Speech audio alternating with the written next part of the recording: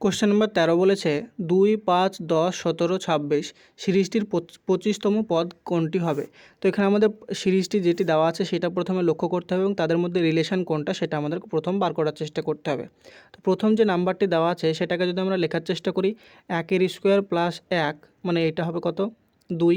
তারপরে সিরিজটিকে তারপরে সংখ্যা 5 আছে, তাহলে 5কে যদি আমরা লিখি 2 এর স্কোয়ার মানে হয় 4 প্লাস 1 মানে হচ্ছে 5 লিখতে পারি।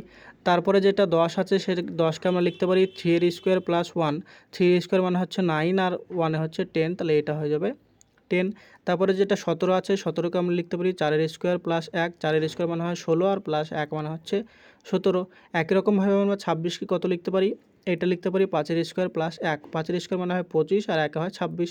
তাহলে এইটা একটা লক্ষ্য করার বিষয় যে প্রত্যেকটা নাম্বার হচ্ছে সেই নাম্বারের যেই জায়গাটায় আছে যা অর্থাৎ যার অবস্থান, যেমন 2 ছিল কত নম্বর পদ ছিল 1 নম্বর পদ ছিল, তাহলে 1 নম্বর যে নম্বর সেটার স্কোয়ার প্লাস 1।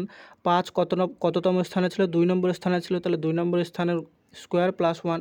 তাহলে এটা কী সিরিজ বাড়ছে, সেটা হচ্ছে n স্কোয়ার প্লাস 1 এই ধরনের একটা সিরিজ, যেটা হচ্ছে জায়গার যে অবস্থান সংখ্যাটার সেই অবস্থানের স্কোয়ার প্লাস 1 করলে আমরা সংখ্যাটি পাচ্ছি, অর্থাৎ n স্কোয়ার প্লাস 1 সিরিজ এটা।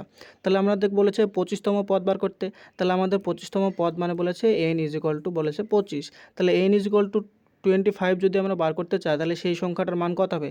যখন আমাদের 5তম সংখ্যা বার করেছি তখন সেটা 5 এর স্কোয়ার প্লাস 1 করেছি, তাহলে 25তম সংখ্যাটি যখন বার করব তাহলে আমরা কি করব, একই রকমভাবে 25 এর স্কোয়ার প্লাস 1, আর 25 এর স্কোয়ার মানে আমরা কত জানি 625, আর তার সাথে যদি প্লাস 1 করি তাহলে এটা হয়ে যাবে আমাদের 626, অর্থাৎ এই যে সিরিজটা দেওয়া ছিল তার 25তম পদ হয়ে যাবে 626, যেটা অপশান নাম্বার এ হয়ে যাবে সঠিক উত্তর।